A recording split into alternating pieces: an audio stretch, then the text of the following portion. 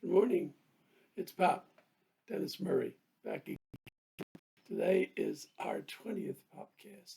I'm going to take a moment and be happy about that. I also have a delightful pleasure today.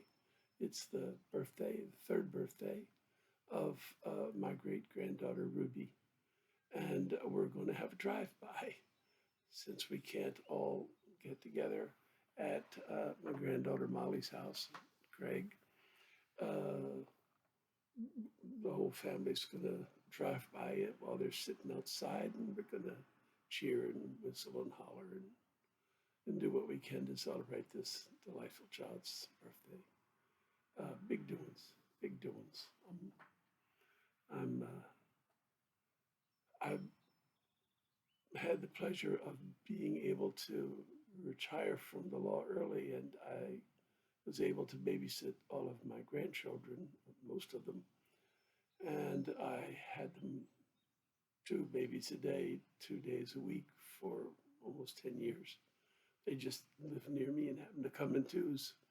And kind of marked my life in a wonderful way and marks our family life. And the cousins, as they call each other, are like the closest set of brothers and sisters you ever run across. And they delight in that and they want to continue it. So cousins' birthday parties are still a big deal.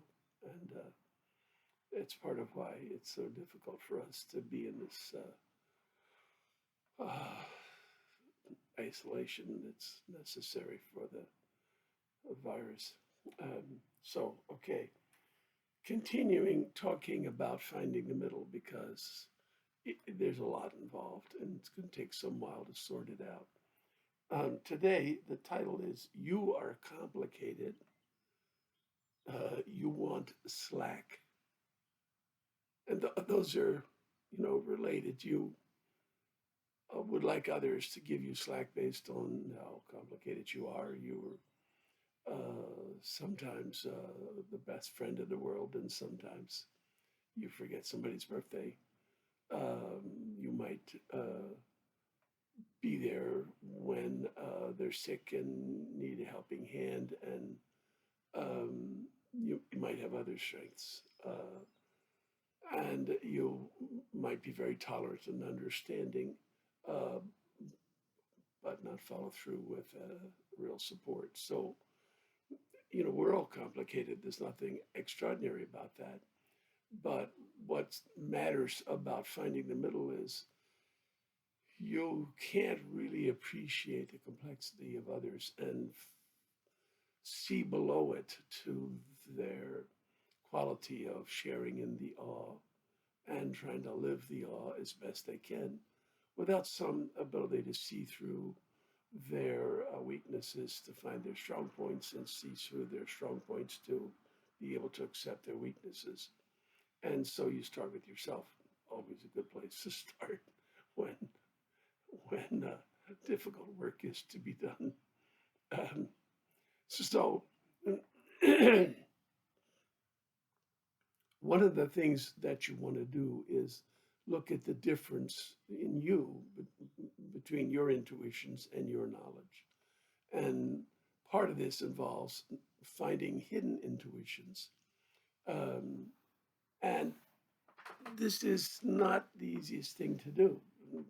Whenever you're looking hard at yourself, first off, introverts aren't so frightened by that. Extroverts are not naturally given over to it. And, so I'm not talking about contemplating your navel.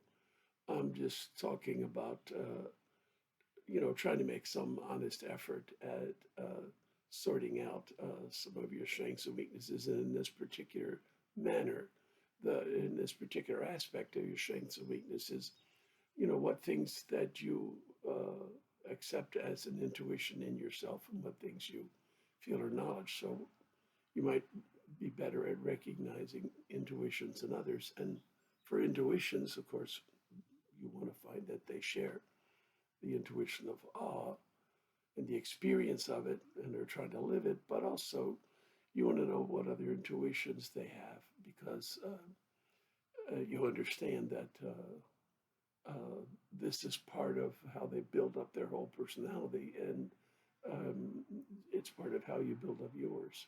And you're less fearful of people with different intuitions when you gain an appreciation of the process that much of the things we are influenced deeply by the intuitions we've made.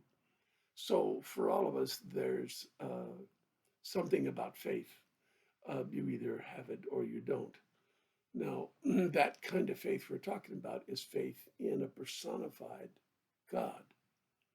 Um, we in the West don't really understand faith in a non-personified God. So, maybe Buddhists do, but we don't. So, what we're talking about here amongst ourselves, all Westerners, is faith in a personified God. That faith is an intuition, even though we are sometimes think of it as knowledge. Um, so let's go back again and see. So awe is an experience that's intuitive, and because it's intuitive, it can be mistaken. We act on our intuitions fairly often, and um, whereas we're wrong enough of the time that we remember that we could be wrong, and we act more carefully in the future. Um, we still have to act, and we still have to use our intuition. So, okay. But the point about awe as this intuition that we all share is that because it's overwhelming, because it's a mix of fear and wonder, and because we in the West are accustomed to thinking in terms of people, it's kind of hard to relate to a mysterious cloud or some other kind of creative goodness that you can't put a name to or a face to. So we almost immediately personify our awe, and we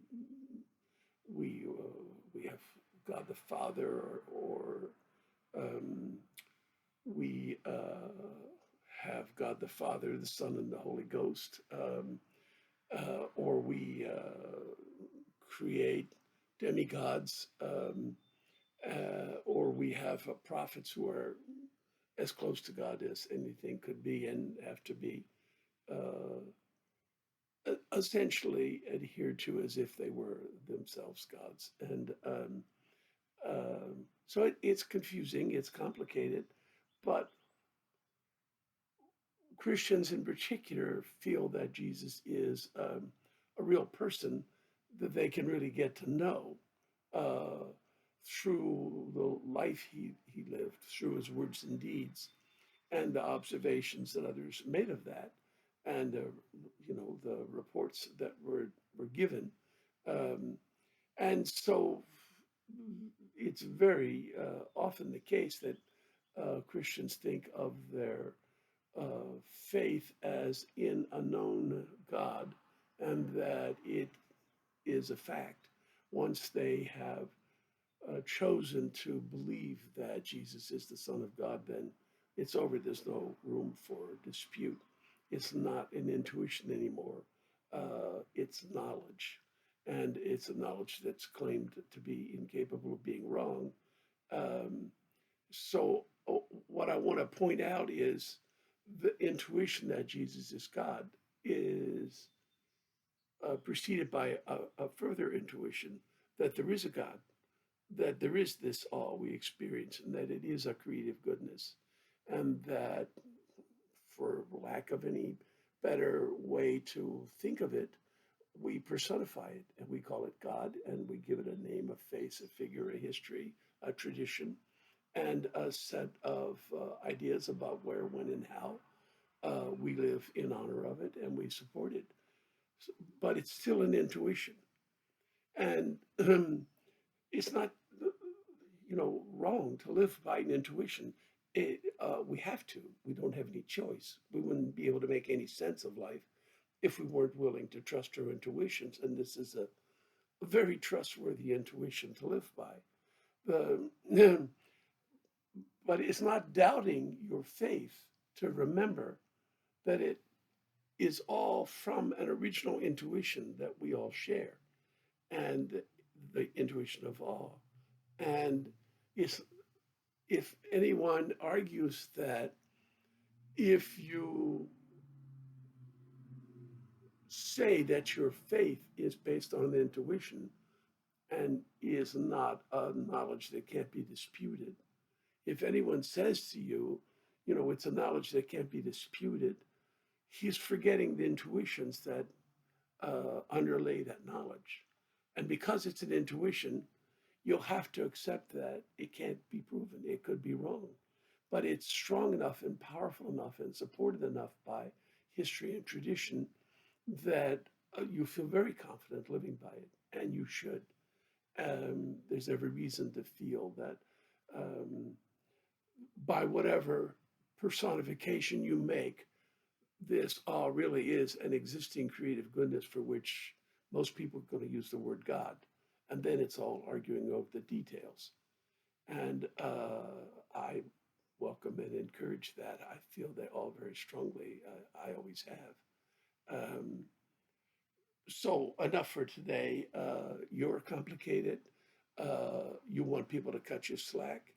In order to earn the right to have people cut you slack, you got to cut them slack. You have to see they're complicated as well. And one of our complications is it's not always easy to recognize something that we have as an intuition that's become hidden in and feels like and perhaps is claimed to be knowledge. Okay, enough for today. Happy birthday to my great granddaughter Ruby. See you tomorrow. Bye bye.